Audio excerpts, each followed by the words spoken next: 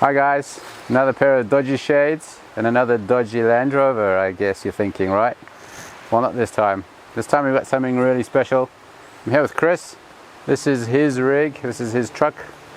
If you're talking about a Land Rover Defender as being the epitome of expedition vehicles, overlanding, pioneering, going out into the rough, then I think this is probably the pinnacle of what you can do with your car. So come with me, come with us, we'll check it out, show you around the truck, see what we got here. Under here is the TD4, TDCI, 2.4 litre. It's a 2008 model. Yep. It's been chipped. I've driven it and I can tell you it makes a big difference. Yep. If you drive a normal TDCI, you flatten your accelerator pedal and it takes a while to catch up, but this one gives you more the more you press the pedal down, which for me is quite interesting. Along the front, a standard, it's not quite a standard bumper. In the middle, you've got a winch point or a towing point, if you like. Not that you're going to be towed, but you're going to be towing other people out of the mud, right? We've got the light protection, the standard light bars, and these are quite nice. It looks to be some kind of a perspex cover for your headlights, which is nice. I've been told this is a VHF. VHF, yeah. And we have another aerial there for the UHF. So it's got two radios in it, so you've got a lot of options, long range or short distance. So I've been for 1 month in Corsica. So you've had it for 2 months, you've been living in it for 1 month already. So that's not bad, is it? I'm getting my money's worth. Snorkel, standard snorkel. Love these mushrooms. You're always sitting in the Land Rover, you're sitting right next to the window, right? Because they are 3 seats wide. So it's nice to have a bit of extra protection when you're driving along. This is my toupee. Oh, of course. Yeah. I like the colour, it's good. Yeah. It suits you. Look, I wanted red, but I got green instead. That's okay. And this is a brush to clean the toupee. So I always look good. Oh, of course. Grooming is key. Important with a Land Rover. And that's vodka. It's enough for a week. Yeah.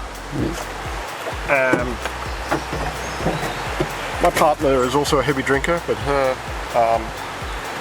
10 litres of vodka is in the other side. We didn't want that car handled badly. And here we have a bucket. That was a big investment. And that hides the water tank, which you fill up here. And that is 76 litres, I believe. I don't know why it's 76 as opposed to 74 or 70, but I understand it's 76, sounds right. Is that flat along the bottom? It's flat along the bottom. Yeah, where the footwell normally is. Yeah. That's the refrigerator.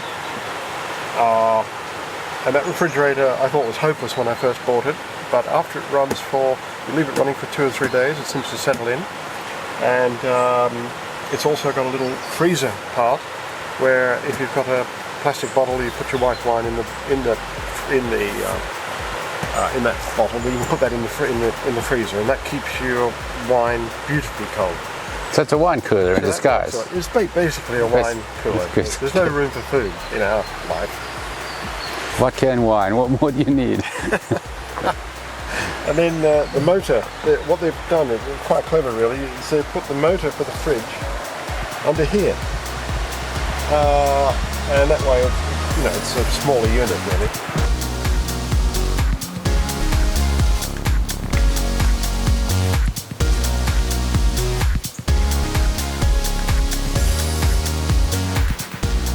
Around the back, we've got some protection here for your lights, light guards. You've got a little rear bumper on each corner, which is nice. Explain this. Yeah, that's to give it a slight gypsy look, because the whole thing looks so neat and all a bit too clean. And I like that touch. It just says that the owner is not perfect.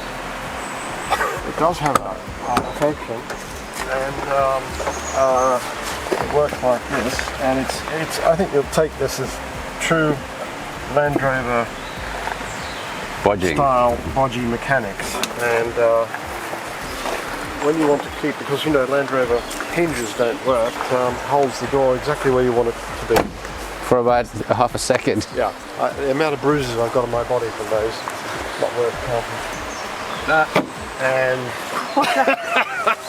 I don't know why the factory didn't come up with that themselves. no, Simple and effective. I have written to them about it. Here's a little, this is very nice. I like that.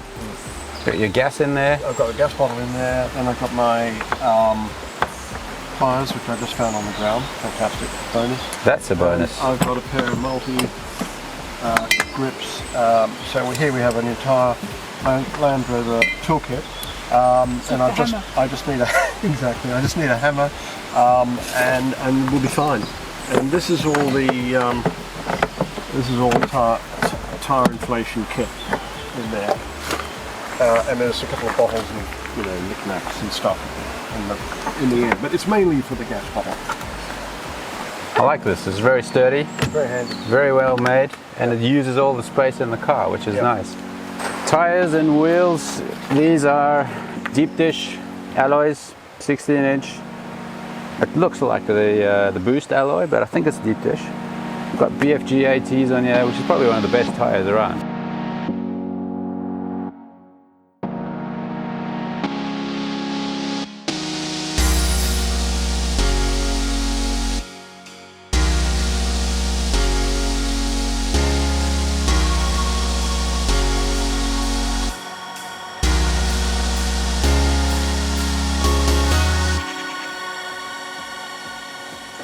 At the end of the day, when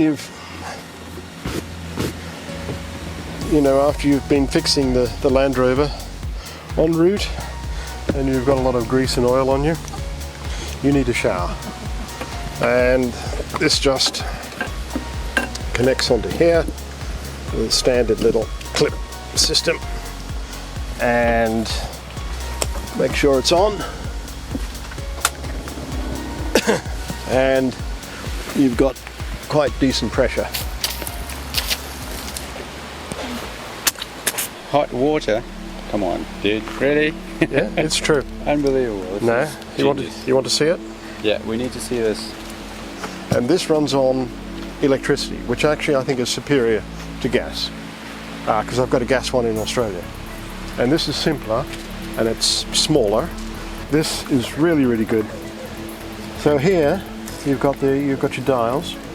Now, if you in winter, if you've got the car laid up, you can, and you've got your battery charger connected, you know, to top up the batteries, you can put that on what's called F. As I understand it, you put that on F, and then it just keeps a little bit of heat in there to stop icing up. And then you've got 3 levels of heat. One which is just very lukewarm.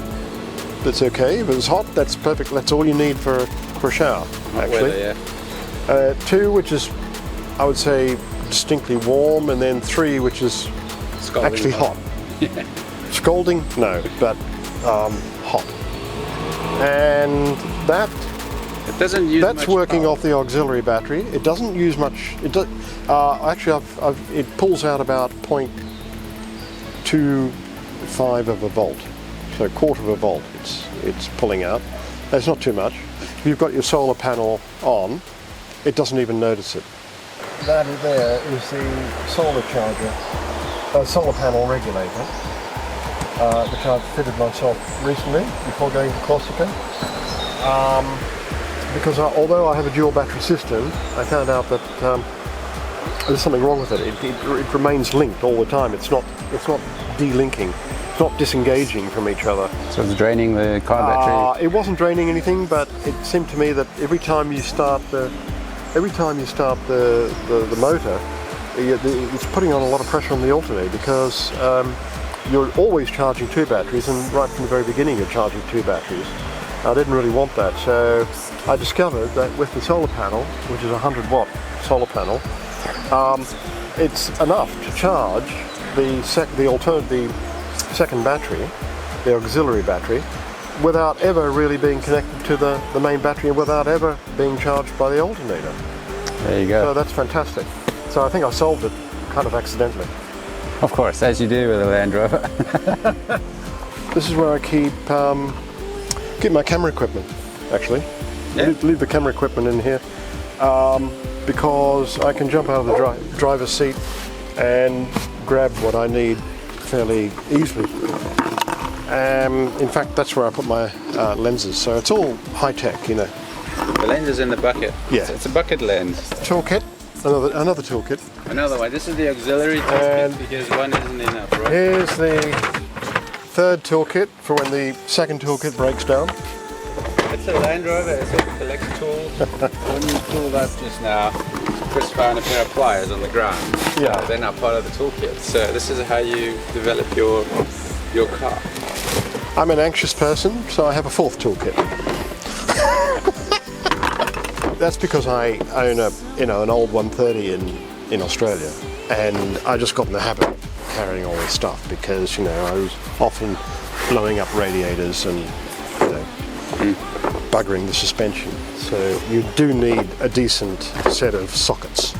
But Land Rover owners are prone to helping each other out, and you'll always find someone else stranded on the road and they just need a tie wrap or something stupid.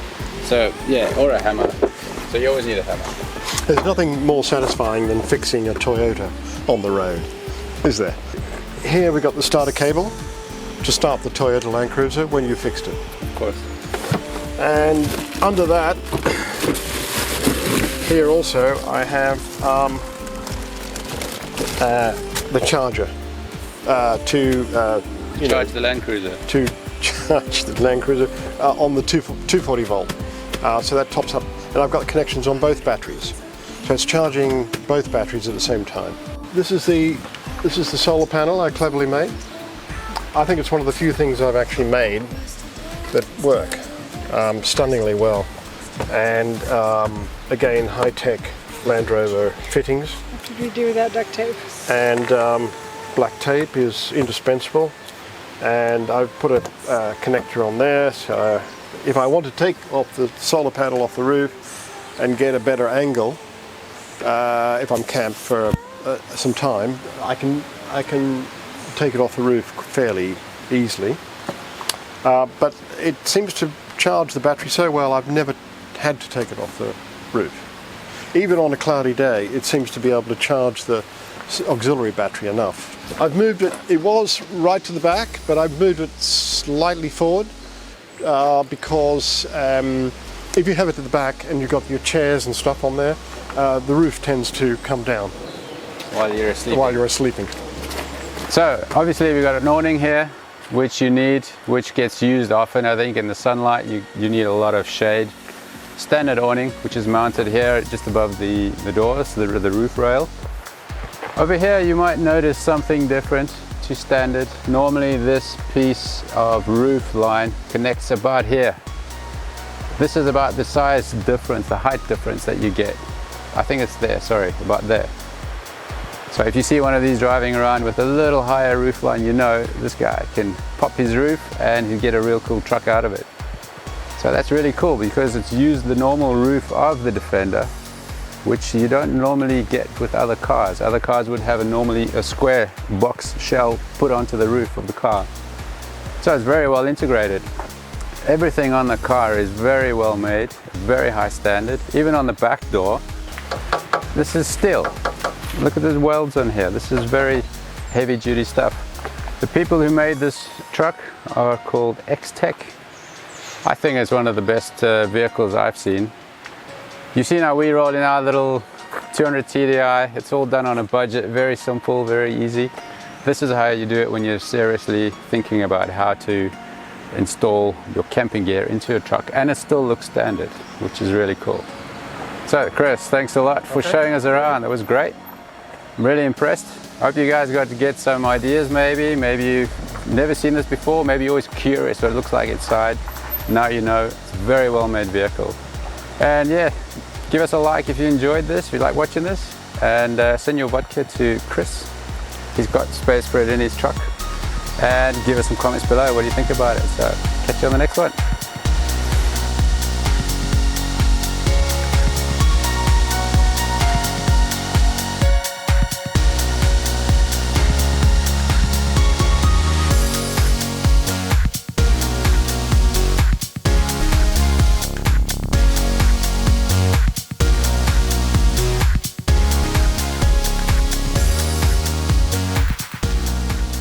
hammer or anything. Hi guys, I'm Chris Hook.